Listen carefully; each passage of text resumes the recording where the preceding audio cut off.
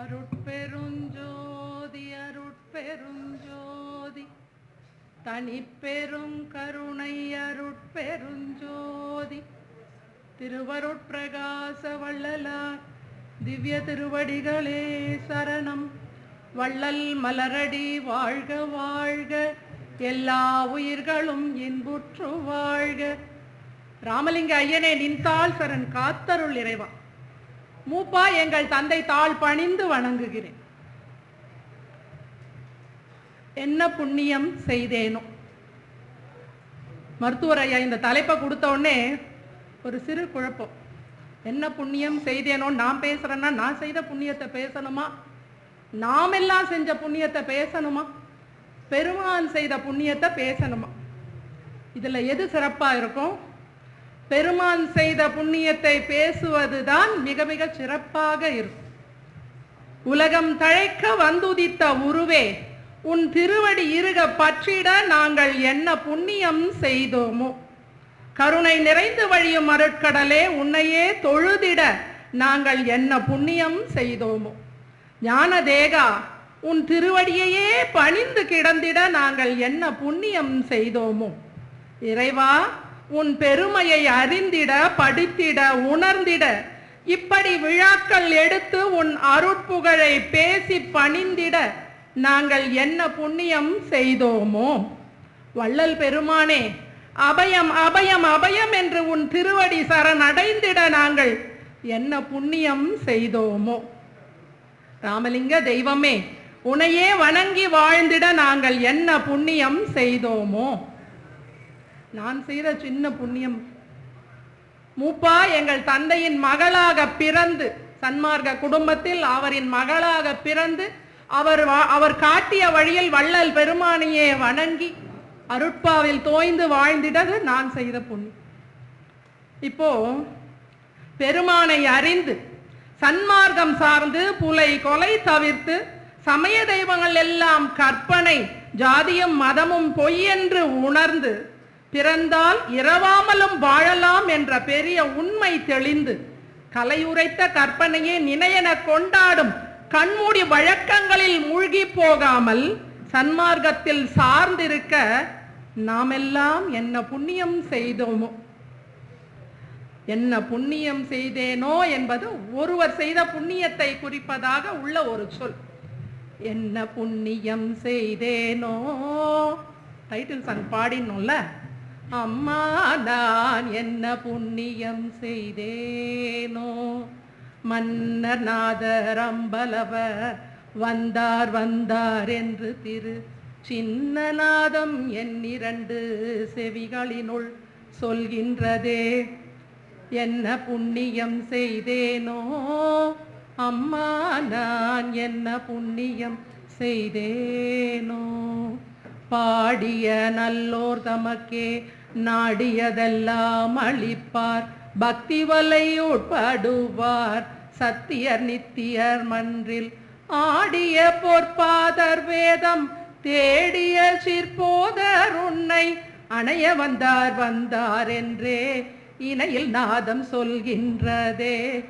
என்ன புண்ணியம் செய்தேனோ, அம்மா நான் என்ன புண்ணியம் செய்தேனோ. பெருமான் எழுதிய பாடல். மன்னநாதர் அம்பலவர் பாடிய நல்லோர் தமக்கே நாடியதெல்லாம் அளிப்பவர், பக்தி வலை உட்படுபவர் சத்தியர் நித்தியர் மன்றில் ஆடிய பொற்பாதர். அது யாருங்க ஆடிய பொற்பாதர்னா, பெருமான் சொல்றது தவ அனுபவத்தில் செவ்வொளி, அந்த செவ்வொளியின் அசைவுதான் நடனம், அதுதான் நடராஜ தத்துவம்னு சொல்றாங்க. அதை தான் இங்க பெருமான் சொல்றார் ஆடிய பொற்பாதர். அந்த ஆடிய பொற்பாதர் வேதம் தேடிய சிற்போதர் பெருமானோடு அணைய வந்தார் என்று நாதம் சொல்கின்றதாம். இறைவனே வந்து கலக்க பெற்றேன்னு பாடுறாங்க இல்லையா, நாதம் சொல்லுதான் அணைய வந்தார் வந்தார்னு நாதம் சொல்லுதான். அதற்கு நான் என்ன புண்ணியம் செய்தேனோன்னு பெருமான் பாடுறார். பெருமான் என்ன புண்ணியம் செய்தார்? அருட்பாவில் இருந்து சான்றுகள். பெருமான் முதல்ல புண்ணியம்னா என்னன்னு சொல்றாங்க. புண்ணியம்னா என்னன்னு தெரிஞ்சாதானே அதுக்கப்புறம் நம்ம அதுக்குள்ளேயே விளக்கம் போக முடியும். பெருமான் சொல்றாங்க, பெருமான் அருட்பா உரைநடையில சொல்றாங்க, அருள் நெறி அப்படின்னு ஒரு தலைப்பு. உரைநடையில நிறைய இருக்கும். ஜீவகாருண்ய ஒழுக்கம், மனுமுறை கண்ட வாசகம், அப்புறமா உபதேச குறிப்புகள், நித்திய கர்ம விதி, இப்படி வரிசையா தலைப்புகள் இருக்கும். அதுல அருள் நெறி ஒரு 2-3 பக்கம் இருக்கும். அந்த அருள் நெறியில பெருமான் சொல்றாங்க, பாவ புண்ணியங்களை பற்றி சொல்றாங்க, விளக்கம் சொல்றாங்க. நான் இங்கு புண்ணியத்தை பத்தி மட்டும் சொல்றேன், பாவத்தை பத்தி சொல்றதுக்கு நேரம் கிடையாது. நன்மை தீமை என்பவை புண்ணிய பாவம். புண்ணியம் என்பது ஆரம்பத்தில் செய்வதற்கும் அனுபவிப்பதற்கும் முயற்சிப்பதற்கும் துக்கமாயும் பின் சுகமாயும் விளங்கும். பாவம் என்பது ஆரம்பத்தில் சுகமாயும் பின் துக்கமாயும் இருக்கும். பாவம் ஆரம்பத்தை செய்யும்போது ஜாலியா சந்தோஷமா இருக்கும், பின் விளைவுகள் கஷ்டத்தை கொடுக்கும். புண்ணியம் செய்யும் போது கொஞ்சம் கஷ்டமா இருக்கும், ஆனா அதோடைய விளைவுகள் சுகமா இருக்கும் சொல்றாங்க. புண்ணிய பாவங்கள் நம்மை எவ்வாறு அடைகின்றன, இதெல்லாம் பெருமான் சொல்றது. நான் உரைநடையில இருந்து தான் குறிப்பு எடுத்துட்டு வந்திருக்கேன். புண்ணியம்னா என்ன, அது எவ்வாறு நம்மளை சேருது, இதுக்கு பெருமான் தர விளக்கம். இதுலலாம் நம்ம தெளிவா இருந்துட்டோம்னா நம்மளுடைய வாழ்க்கை சுபிட்சமா இருக்கும். மனம், வாக்கு, காயம், இந்த 3னாலும் இந்த பாவ புண்ணியங்கள் நம்மளை சேருதுங்கிறாங்க. நான் புண்ணியத்தை பத்தி மட்டும்தான் சொல்ல போறேன். நீங்க பாவத்தை பத்தி தெரிஞ்சுக்கணும், அதை செய்யக்கூடாதுன்னா அருள் நெறி போய் படிங்க. அதுல காயம்னா உடம்பு, மனம், வாக்கு, காயம். மனம்னா மனசால நினைக்கிறது, வாக்குனா பேசுறது, காயம்னா உடலால செய்யக்கூடிய செயல்கள். இந்த 3 செயல்களால தான் பாவ புண்ணியங்கள் வருதுன்னு சொல்றாங்க. இது ஒவ்வொன்றுத்துலயும் 4 வகை இருக்கா. மனசால 4 விஷயம், பேசுறதால 4 விஷயம், உடம்பால 4 விஷயம். இது 4 விஷயத்தினாலதான் இந்த பாவ புண்ணியங்கள் நம்மள சேருதுன்னு பெருமான் சொல்றாங்க. மனதால் உண்டாகும் புண்ணியங்கள் அந்நியர்களுக்கு, அந்நியர்னா நம்மை தவிர மற்ற எல்லாரும், எல்லா உயிர்களும், எல்லா ஜீவன்களும், அந்நியர்களுக்கு நன்மை உண்டாக நினைத்தல், அது ஒரு புண்ணியம். நினைச்சாலே புண்ணியமா. பொறாமை அடையாதிருத்தல், அந்நியர் சொத்தை தனதாக்க எண்ணாதிருத்தல், தனது மனைவி தவிர அந்நியமான பெண்களை தாய், சகோதரி முதலியவர்களாக சிந்தித்தல். இது 4 மனசால கூட எந்த தவறும் செய்யக்கூடாதுங்கிறதுக்கு இது 4. மற்றவங்க சொத்தை எடுத்துக்கணும்னு நினைக்க கூடாது, பொறாமை படக்கூடாது, மற்றவங்க நல்லா இருக்கணும்னு நினைக்கணும். இதெல்லாம் வாக்கால் உண்டாகும் புண்ணியங்கள். பொய் சொல்லாமை இவ்வளவு சாதாரண ஒரு விஷயம். பொய் சொன்னால் பாவம், பொய் சொல்லாமல் இருப்பது புண்ணியம். பொய் சொல்லாமை, கோள் சொல்லாமை. பெருமான் சொல்லுவாங்க, பிறர் குற்றம் விசாரியாதிருத்தல், போய் யாரை பத்தி எதுவும் பேசாதெல்லாம். கோள் சொல்லாமை, இன்சொல்லாடல், தோத்திரம் செய்தல். வாயார வாழ்த்துகின்றோர் மனத்தம் வந்ததே, வாயார தோத்திரம் சொல்லுதல். இன்சொல்லாடல்னா என்ன, பேசுறது. தோத்திரம் சொல்லுங்கிறாங்க பெருமான். தேகத்தால் உண்டாகும் புண்ணியங்கள் 2 பார்த்துட்டோம், அதுல 4 இதுல 4. இந்த தேகத்துக்கு ஒண்ணு சொல்றாருங்க, அந்நியர்களுக்கு தீங்கு உண்டாகுங்கால் அதை விலக்கல், உண்டாகுங்கால் விலக்கல் முதலான நன்மையான கிருத்தியங்கள் எல்லாம் தேகத்தால் உண்டாகும் புண்ணியங்கள். ஒரு ஆபத்து, விபத்து யாருக்கோ ஒருத்தருக்கு வருதுன்னா நம்ம உடம்பால அதை நிவர்த்தி பண்ண முடியும். நம்ம முயற்சி எடுத்து கையால தடுத்தோ ஏதோ ஒண்ணு பண்ணி அதை நிவர்த்தி பண்ண முடியும்னா தேகத்தால் உண்டாகும் புண்ணியம். பெருமான் செய்த புண்ணியத்திற்கான விளக்கம் 1-2 மட்டும் நம்ம இங்க பார்க்கலாம். அவருடைய வாழ்க்கை வரலாறு ஃபுல்லா சொல்லணும், அவர் செய்த புண்ணியத்தை சொல்லணும்னா அதுக்கு நேரம் போதாது. சிறப்பா 1-2 இந்த பாடல்கள் மூலம் இந்த மாதிரி சொல்றேன். அந்நியர்களுக்கு நன்மை உண்டாக நினைத்தல். பெருமான் பாடல்கள், ஜீவகாருண்யம், இரக்கம் சார்ந்த பாடல்கள் எல்லாம் அது சம்பந்தப்பட்டது தானே. பெருமான் கொண்ட உயிர், இரக்கம், கருணை, தயவு, ஜீவகாருண்யம் எல்லாமே அந்நியர்களுக்கு நன்மை உண்டாக நினைப்பதுதான். எனையடுத்தார் சுகம் வாய்ந்திடல் வேண்டும்.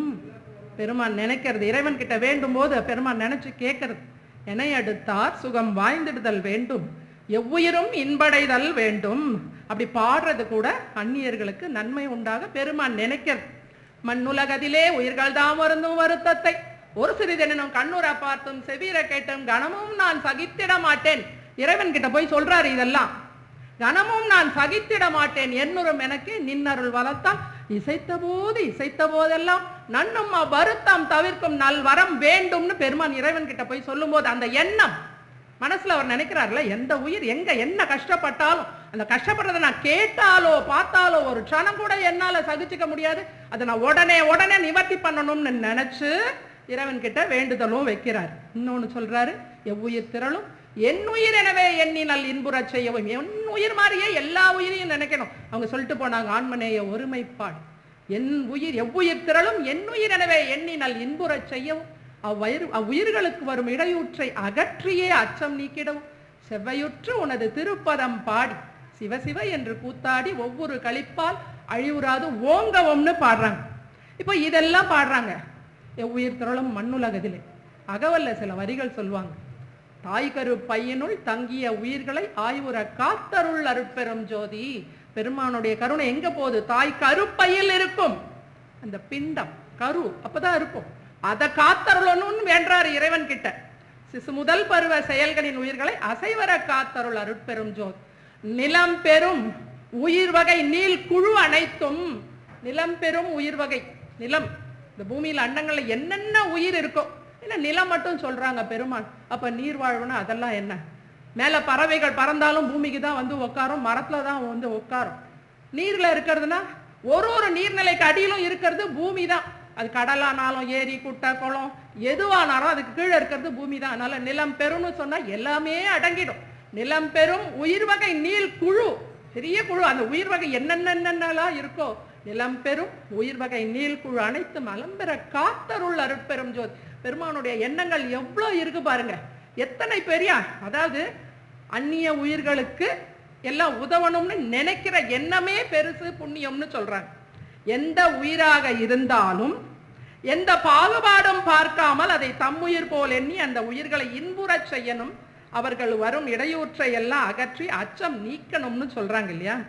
பெருமானிடத்துல எந்த உயிர்களிடத்துலயும் பேதம் இல்லைங்கிறதுக்கு உதாரணங்கள், வாடிய பயிரை பார்த்தாலும் வாடுற, பலிதரத்துக்கு கொண்டு போறாங்க ஆடு பன்றி குக்குடங்க என்னெல்லாம் லிஸ்ட் போடுறாரு பெருமான். சிறு தெய்வங்களுக்கு பலியோட கொண்டு போறத பார்த்தாலும் வாடுற, பசியினால் வருந்துபவர்களை பார்த்தாலும் வாடுற, பிணி நோயின்னு கஷ்டப்படுறவங்களை பார்த்தாலும் வாடுற. இந்த மரணமில்லா பெருவாழ்வுன்னு ஒண்ணு இருக்குன்னு தெரியாமல், சன்மார்க்கத்துல நமக்கெல்லாம் தெரியும், மற்ற உயிர்கள் உலக உயிர் எல்லாம் சொல்லும் போது அதுல வந்து சன்மார்க்கிகளை தவிர இன்னும் உயிர்கள் இருக்காங்க இல்லையா, அவங்க எல்லாம் யாருமே தெரியல. மரணமில்லா பெருவாழ்வுன்னு ஒண்ணு இருக்குங்கிறதே மக்களுக்கு தெரியல. அந்த ஒரு உணர்வே இல்லாம எல்லாம் அதுல பெருமான் சொல்ற ஆச்சார சங்கற்ப விகற்பங்கள்ல, வருணம் ஆசிரமம் உலக ஆச்சார சங்கற்ப விகற்பங்கள்ல மூழ்கி கிடக்குறாங்க மக்கள். அந்த மக்களுக்கெல்லாம் சொல்றாங்க, இப்படி மரணமில்லா பெருவாழ்வுன்னு ஒண்ணு இருக்கு என்பதை அறியாமல் பிறந்து பிறந்து மாண்டு போறாங்களேன்னு வாடுற. இந்த கருணைக்கு உயிர்களிடத்து பெருமானுக்கு எந்த பேதமும் இல்லை. பெருமானின் எண்ணம் எந்த அளவிற்கு புனிதமானது புண்ணியமானதுங்கிறதுக்கு ஒரு பாடல். பெருமான் எந்த அளவுக்கு நமக்காக மற்றவர் அந்நியர்களுக்கு தானே சொல்றாரு. அதுல பாதி இரவில் எழுந்தருளி பாவியேனை எழுப்பி அரு ஜோதி அளித்தென் உள்ளகத்தே சூழ்ந்து கலந்து துலங்குகின்றாய், நீதி நடம் செய் பேரின்ப நிதி நான் பெற்ற பெரும் பேற்றை ஓதி முடியாது என் போல் இவ்வுலகம் பெறுதல் வேண்டுவனே. சன்மார்க்கிகளை மட்டும் சொல்லல, உலகமே பெறுதல் வேண்டும் கேட்கிறார். எல்லாரும் சன்மார்க்கத்துக்கு வரணும், புலை கொலை தவிர்க்கணும், சன்மார்க்க நெறிய பின்பற்றணும். எவ்வளவு இந்த மாதிரி புண்ணியமான எண்ணங்கள் பெருமான் கிட்ட இருந்ததுனாலதான் அவர் என்ன நிலை அடைஞ்சார் பாருங்க. நம்ம அடையறதுக்கே நம்ம இங்க போராடிட்டு இருக்கோம். பெருமான் தான் அடைந்தது இல்லாமல் நாம் எல்லாரும் அடையணும்ன்றது பெருமானோட புண்ணியமான எண்ணம். இறைவன் வந்து பெருமானை எழுப்பி கொடுத்து அருட்ஜோதி கொடுத்து சூழ்ந்து கலந்து துலங்கும் போது இறைவன் கிட்ட கேட்கிறார், நான் பெற்ற பேற்றை சொல்லி முடியாது, அத மாதிரி உலகமும் பெறுதல் வேண்டும்னு சொல்ற. அடுத்தது ஒரு பாயிண்ட் பார்த்துட்டோம். அடுத்தது அந்நியர் சொத்தை தனதாக்க எண்ணாதிருத்தல் ஒரு புண்ணியம். சின்ன சின்ன உதாரணம் மட்டும் சொல்லிட்டு நான் முடிச்சுக்கிறேன். பெருமான் வரலாறு எல்லாருக்கும் தெரியும், திரும்ப திரும்ப சொன்னாலும் கேட்பதற்கும் உணர்வதற்கும் இனிமையானவை, அருமையானவை. வேட்டவலம் ஜமீன்தார் கதை எல்லாருக்கும் தெரியும். அவர் என்ன பண்றார், பெருமான் வலிந்து அங்க போறார். அவர் சந்தேகப்பட்டு இருக்கார், பெருமான் வந்தா முடியுமோ முடியாதோன்னு. வேலையாள் மூலமா பெருமான் வலிந்து அங்க போறார். அவங்க திருநீர் கொடுத்து அந்த நோயெல்லாம் குணப்படுத்துறார். குணப்படுத்தினோடனே அவர் மகிழ்ந்து போய் ஜமீனியே தரேன்னு சொல்றாராம். சொத்து, என் ஜமீனியே நான் உனக்கு தரேன்னு சொல்லும் போது பெருமான் காசு பணம் அவர் பிரசங்கம் பண்ணும்போது கொடுத்ததையே கிணத்துலயும் அந்த குளத்துலயும் கேணிலையும் சோத்து மேல எரிஞ்சு ஆள் மேல எரிஞ்சு என்னெல்லாம் பாடுறாங்க. இந்த ஜமீனை வச்சுட்டு பெருமான் என்ன பண்ணுவாங்க? அதனால அவங்க என்ன பண்றாங்க, எனக்கு அது வேண்டாம். போன தரம் ஒரு ஸ்பீச்ல சொன்னாங்க ஒருத்தர், அந்த தாமல்கோ சரவணன், இப்போ உள்ள சாமியாரெல்லாம் தீவு வாங்கிட்டு போய் செட்டில் ஆயிடுறாங்க அப்படி சொன்னார். ஆனா இங்க பெருமான், உன் ஜமீன் எனக்கு வேண்டாம். அங்க பெருமானோட எண்ணம் பாருங்க, புண்ணியமான ஒரு செயல் என்னன்னா, உன் சொத்து எனக்கு வேண்டாம், அந்த சிறுதெய்வ கோயில், உன் எல்லைக்குட்பட்ட கோயில்ல சிறுதெய்வங்களுக்கு பலி தராங்கல்ல, அதை போய் தடுத்து நிறுத்து. இப்போ அந்நிய உயிர்களுக்கு தீங்கு உண்டாகும் கால் தடுத்தல், இது 3வது பாயிண்ட். உடலால் தேகத்தால், அதுக்கும் இது பொருந்தும்.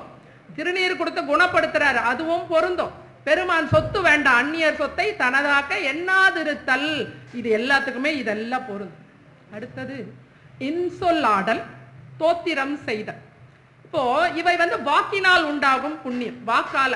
இன்சொல் பேசுதல்ன்றது, இன்சொல் வன்சொல் துன்பம் தரக்கூடிய சொற்கள், இதுக்கெல்லாம் வித்தியாசம் தெரியும் நினைக்கிறேன்.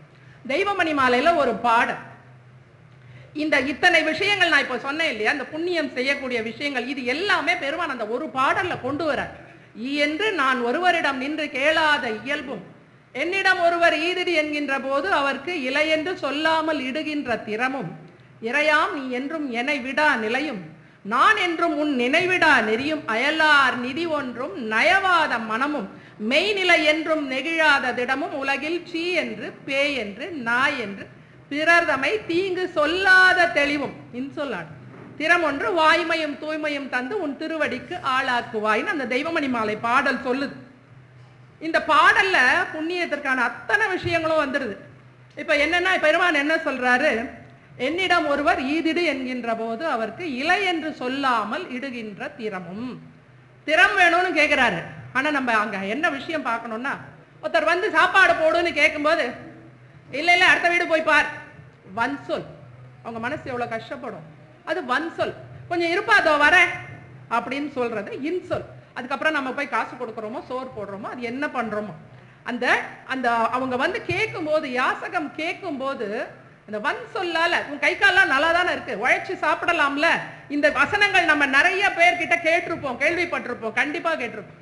கை கால்லாம் நல்லா தானே இருக்கு, உழைச்சி சாப்பிடலாம்.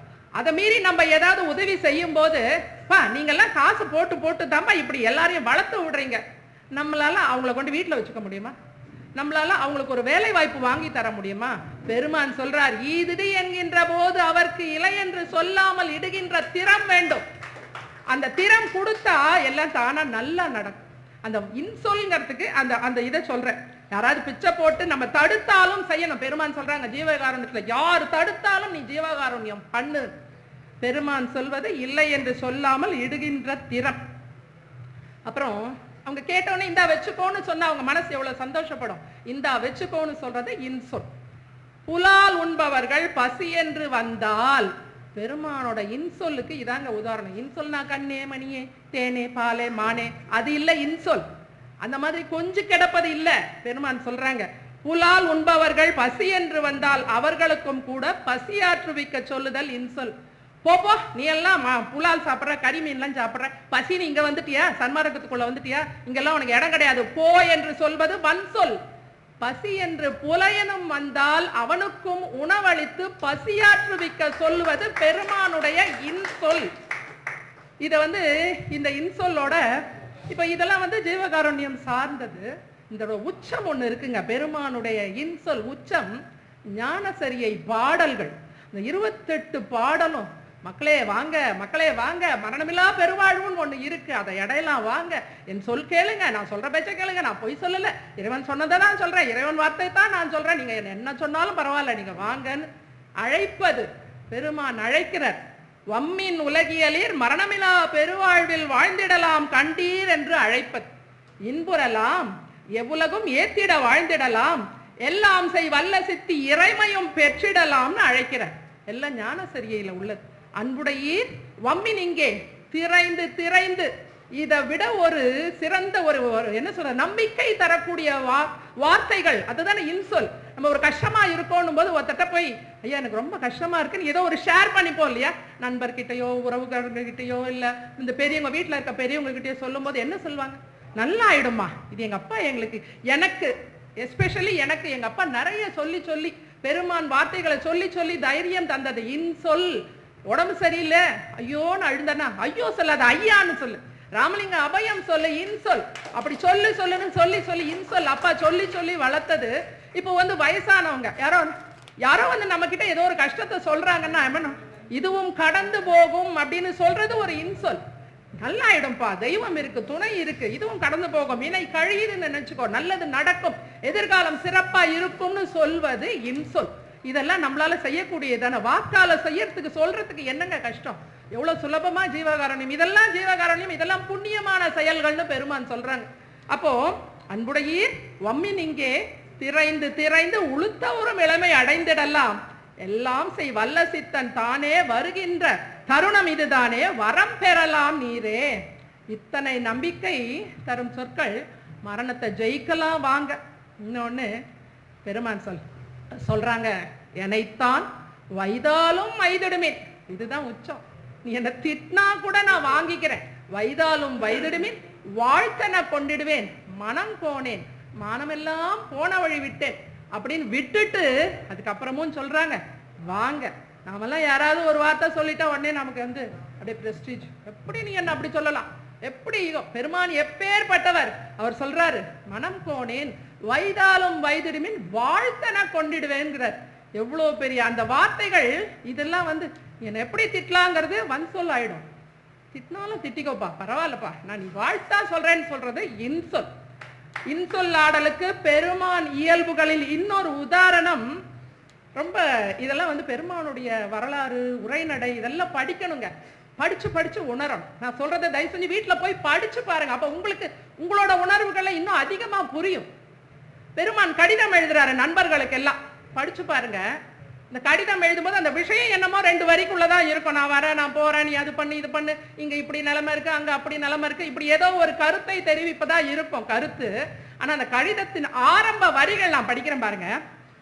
அருள் அறி ஒழுக்க முதலிய சுப குணங்களில் சிறந்த சிரஞ்சீவி ரத்ன முதலியாருக்கு சிவகடாட்சத்தால் தீர்க்காயுளும் சகல சம்பத்தும் உண்டாவனவாக.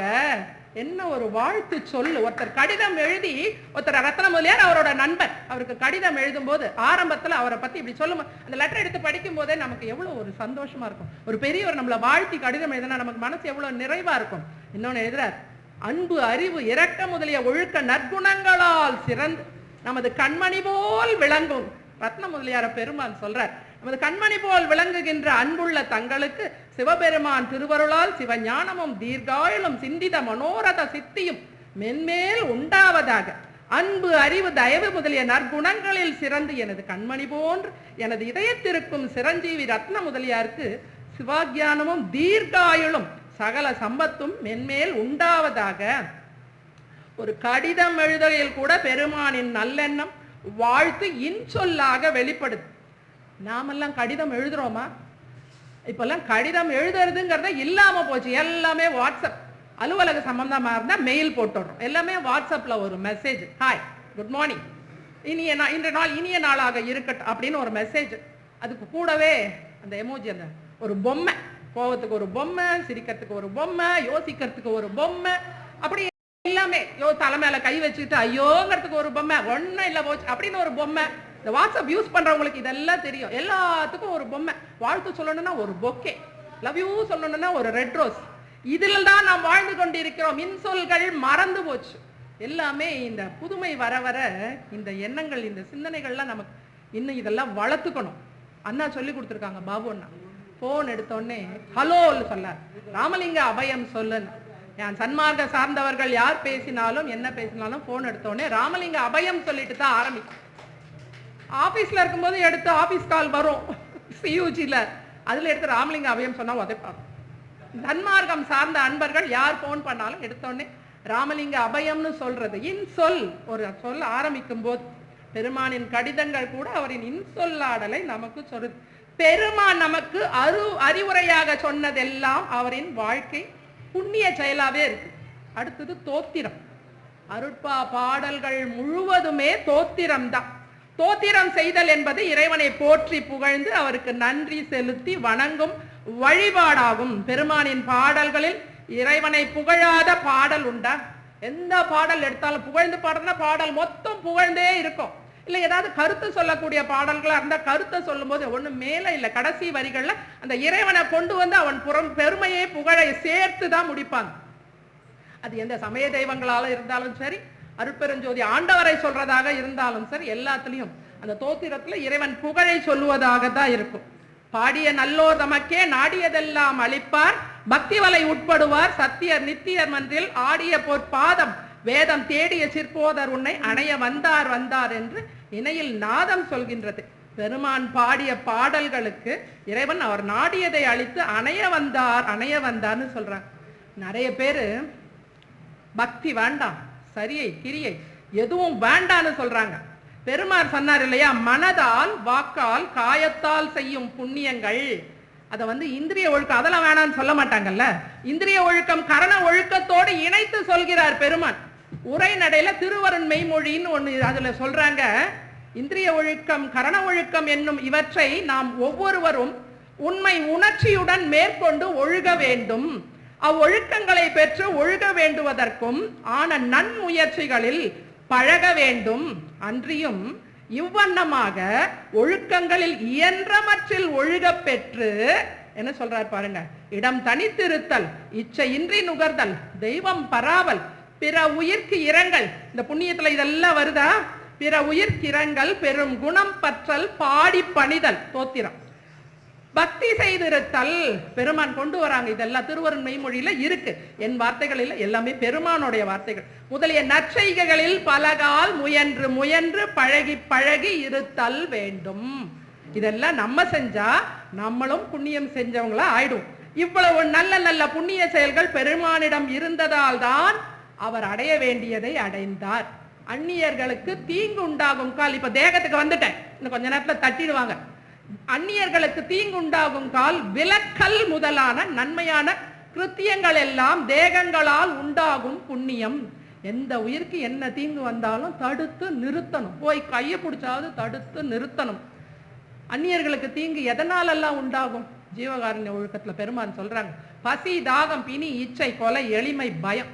இதுதான் இந்த 7 கஷ்டங்களுக்குள்ள எல்லாமே இந்த கஷ்டங்கள் எல்லாம் நீக்கணும் என்றால் அது தேகத்தால் அவங்களுக்கு வர கஷ்டத்தை நீக்கிறது. பெருமான் என்ன பண்றாரு? பசிக்கு சோறு போடுறாரு, தாகத்துக்கு கேணி, குளம், நீர்நிலையெல்லாம் அந்த மக்கள் கேட்கும் போது நீர்நிலைகள்லாம் ஊற்றெடுக்க செய்யறாரு, மழை பொழிய வைக்கிறார். பெருமான் செய்யறார் புண்ணியங்கள். பிணியாளர்களுக்கு திருநீர் தந்து நோயை குணப்படுத்துறார். கொலை, இந்த பலி தரதுல இருந்து, அந்த நம்ம இப்பதான் ஜமீன்தார் அந்த கதையை சொன்னோம், அந்த கொலையெல்லாம் தடுத்து நிறுத்துறாரு, செய்யாதேன்னு. எளிமை, அமாவாசைன்னு ஒருத்தன் மாட்டுத்தோல் வியாபாரம் பண்றான், புலால் சாப்பிட்றான். பெருமான் அவன் இனிமே இதை பண்ணாதேன்னு போது, ஐயா நான் ஏழை, நீ பண்ணாதேன்னா என் பொழப்பு என்ன ஆகும்னு கேட்கும்போது, உனக்கு ஒரு நாளைக்கு எவ்வளோ வேணும்னா 50 காசு வேணும்னு. இதெல்லாம் நம்ம வரலாற்றில் சொல்லப்படுகிறது. நமக்கு வரலாற்றுல சொல்லாம எவ்வளோ இருக்கோ நமக்கு தெரியாது. பெருமான் எவ்வளோ செஞ்சிருப்பாங்க. 50 காசு கொடுத்த உடனே ஒரு 50 காசு தான் கொடுத்தாரு பெருமான், டெய்லி கொடுக்கல. ஒரு 50 காசு அவனுக்கு வச்ச உடனே அவனுக்கு வேண்டியது தினம் கிடைக்கும்படி செய்வது பெருமானுடைய அருள் கடாட்சம். அத மாதிரி செய்யறாராம். அப்போ அவன் வறுமையை நிரந்தரமா போக்குறாரு. பயம், இந்த 7 விஷயங்கள்ல பயம், உள்ளும் புறமும் வள்ளல் துணை இருக்க வாட்டமேன்னு பெருமான் சொல்றாங்க இல்லையா. இன்று அவரே வள்ளலாக இருந்து நமக்கு பயம் போக்குபவராக இருக்கார். இப்படி பெருமான் செய்த புண்ணிய செயல்கள் இறைவனே சாகா வரம் தந்து பெருமானோடு கலக்க பெறும் அளவிற்கு புண்ணியம் நிறைந்ததாக இருந்தது. அதைத்தான் பெருமான் பாடுறாரு, என்ன புண்ணியம் செய்தேனோ அம்மா, நான் என்ன புண்ணியம் செய்தேனோ, பாகார் மொழியால் சிவகாம வல்லி நாளும் பார்த்தாட மணி மன்றில் கூத்தாடுகின்ற சித்தர் வாகா உனக்கே என்றும் சாகா வரம் கொடுக்க. என்ன புண்ணியம் செஞ்ச, இறைவன் வந்துட்டாரு, சாகா வரம் கொடுக்க. சாகா வரம் கொடுக்க வலிய வந்தார் வந்தார் என்றே வலிய நாதம் சொல்கின்றதே. பெருமான் செய்த புண்ணிய செயல்களால் இறைவன் சாகா வரம் கொடுக்க வந்தார். இன்னும் சொல்றார், நான் செய்த புண்ணியம் யார் செய்தனர் இந்த நானிலத்தை, வான் செய்த தேவரும் காணாத காட்சி கண்டு மகிழ்ந்தன், ஊன் செய்த மெய்யும் உயிரும் உணர்வும் ஒளிமயமாக கோன் செய்யவே பெற்று கொண்டேன் உண்டேன் அருட்கோன் அமுது. பெருமான் சொல்றார், புண்ணியம் செய்து இறை அருள் பெற்றதோடு அப்படி இறையருள் பெற்றதே புண்ணியம் தான் பெருமான் சொல்றார். பண்ணிய பூஜை நிறைந்தது, சிற்றம்பல நடம் கண்டு எண்ணிய எண்ணம் பலித்தன, மெய்யின்பம் எய்தியதோ தன்னியலார் அமுதுண்டனன் கண்டனன் சாமியை நான் செய்த புண்ணியம் என்னுரைக்கேன் இந்த நானில. நான் செய்த புண்ணியம் இன்னுரைக்கேன் பொது நன்னியதோர் வான் செய்த மாமணி என் கையில் பெற்று நல்வாழ்வு அடைந்தேன் ஊன் செய்த தேகம் ஒளிவடிவாய் நின்றோங்குகின்றேன் போன் செய்த இச்சை குணிக்க வல்லார் எவர் கூறுமனேன்னு பெருமான் சொல்றாங்க. பெருமான் எழுதி தந்துள்ள அருட்பா நமக்கு பொக்கிஷமா கிடைச்சிருக்கு. இதுல இன்னொரு பெரிய உண்மை, பெரிய புண்ணியம் நமக்கெல்லாம் அருட்பா பாடல்கள் எப்படிங்க கிடைச்சது? பெருமான் பதிப்பிக்க வேண்டாம், அச்சுட வேண்டாம்னு சொல்லிட்டாங்க, கண்டிப்பா சொல்லிட்டாங்க. இரக்கம் ரத்ன முதலியார் இப்போ கடிதம் எழுதினாரு, வாழ்த்தி வாழ்த்தி பெருமான் எழுதினாரு. அந்த இரக்கம் ரத்ன முதலியார் என்ன பண்றாரு? பாடல்கள் அச்சுட்டு தான் ஆகணும், அது வரைக்கும் நான் சாப்பிட மாட்டேன்னு உண்ணா நோன்பு இருக்கார் பெருமான் கிட்ட. பெருமானோட இரக்கம் எப்படி? அவர் சாப்பிடாம இருந்தா விட்டுருவாரா? அவருடைய அந்த உண்ணா நோன்பு, நல்ல எண்ணம், நல்ல சிந்தனை, நம்ம எல்லாம் பயனடையணும்னு அன்னைக்கு இருக்க முதலே ஐயோ இதெல்லாம் வெறியா போயிட்டு அன்பர்கள் எல்லாம் ஓலைச்சுவடி எடுத்துன்னு போய் வச்சுட்டு திருப்பி தரவே இல்லையாங்க. நிறைய பாடல்கள் மிஸ் ஆயிடுச்சுன்னு சொல்றாங்க. பெருமானுடைய பாடல்கள் 6000 பாடல்கள் தான் கிடைச்சிருக்கு, மீதி பாடல்கள் எவ்வளவு மிஸ் ஆச்சு. அது பொக்கிஷன் நினைச்சு வீட்டுல வச்சுக்கிறாங்களாம். வீட்டுல வச்சுட்டு அந்த ஓலைச்சுவடியெல்லாம் என்ன ஆச்சோ ஏதாச்சோ. ஆனா ரத்ன முதலியார் என்ன பண்றாரு? எல்லாருக்கும் கிடைக்கணும்னு உண்ணா நோன்பு இருந்து இந்த முதல் 4 திருமுறை பாடல்கள் அச்சுடுறதுக்கு, நமக்கு அருட்பா கிடைக்கிறதுக்கு அந்த புண்ணியத்தை கட்டிக்கிட்டவர் இருக்கும் ரத்ன முதலியார் தான். அப்போ இனிமே நாம என்ன புண்ணியம் செய்யணும் அதோட முடிச்சுக்கிறேன். பெருமான் அளவிற்கு நம்மால் செய்ய முடியாவிட்டாலும் சிலவற்றை முயற்சிக்கலாம். என்னென்ன பண்ணலான்னு இப்ப நான் சொல்ல, அது கூட பெருமானே சொல்றாங்க. மனுமுறை கண்ட வாசகத்துல பாவங்களை சொல்றாங்க பெருமான். 43 பாவங்கள். அந்த மனுநீதி சோழனுடைய மகன் தேரேத்தி அந்த கண்ணுக்குட்டியை கொன்னுடுறான். ஐயோ இப்படி ஒண்ணு வந்துருச்சே, நான் என்ன பாவம் பண்ணேனோ, இந்த மாதிரி எல்லாம் என்னுடைய இதுல நடக்குதே, என் ஆட்சியில நடக்குதே, என் குடும்பத்துல என் மகனால நடக்குதேன்னு அவர் வருத்தப்பட்டு ஒரு 43 பாவங்களை சொல்வாராம். நீங்க நான் அந்த பாவங்களை சொல்லல, அந்த 43 பாவங்கள்ல நம்ம சன்மார்க்கங்கள் அதுல வராத பாவங்கள் நிறைய இருக்கு. நமக்கெல்லாம் அதுக்கும் நமக்கும் சம்பந்தமே இல்லை. ஆனா 1-2 மட்டும் நான் சொல்லிட்டு நான் முடிச்சுக்கிறேன். நல்லோர் மனதை நடுங்க செய்யாமல் இருப்பது புண்ணியம். தானம் கொடுப்போரை தடுத்து நிறுத்தாமல் இருப்பது புண்ணியம். தானம் கொடுப்போரை தடுத்து நிறுத்துவாங்க, ஆனாலும் யாரு தடுத்து நின்னாலும் நீ ஜீவகாருண்யத்தை நிறுத்தக்கூடாது, ஆண்டவனே தடுத்தாலும் நிறுத்தக்கூடாதுன்னு பெருமான் சொல்லியிருக்காங்க. தானம் கொடுப்போரை தடுத்து நிறுத்தாமல் இருப்பது புண்ணியம். உயிர்கொலை செய்வோருக்கு உபகாரம் செய்யாமல் இருப்பது, அவனுக்கு பண்பும் சொல்லாத நட்பும் சொல்லாத உபகாரம் எதுவும் செய்யாதேன்னு சொல்றாங்க இல்லையா? உயிர்கொலை செய்வோருக்கு உபகாரம் செய்யாமல் இருப்பது புண்ணியம். பசித்தோர் முகத்தை பாராமல் இருந்து பார்த்து இறங்குவது புண்ணியம். இறப்போர்க்கு பிச்சை இல்லை என்று சொல்லாமல் இடுவது புண்ணியம். குருவை வணங்கி வாழ்வது புண்ணியம். பெரியோர் பாட்டில் பிழை சொல்லாமல் இருப்பது புண்ணியம். ஊன் சுவை உண்டு சாப்பாடு அளவுக்கு மீறி, பெருமான் சொல்லுவாங்க, விருப்பால் ஏறாமலும் வெறுப்பால் குறையாமலும், அப்படி சாப்பிடுறது பாவமா. அதுல சொல்ல ஊன் சுவை உண்டு உடல் வளர்த்தேனோ அப்படின்னு அந்த ராஜா பாடுவான். அப்ப ஊன் சுவை உண்டு உடல் வளர்க்காமல் பெருமான் சொல்லி இருக்கின்றபடி உணவு உண்டு ஜீவித்திருத்தல் புண்ணியம். தவம் செய்வோரை தாழ்வு சொல்லாதிருப்பது புண்ணியம். இது போன்ற புண்ணியங்களை செய்து திருவோங்க புண்ணிய செயல் ஓங்கி பெருமான் சொல்வழி நடப்போம். நன்றி, வந்தனம். ராமலிங்க அபயம், ராமலிங்க அபயம், ராமலிங்க அபயம்.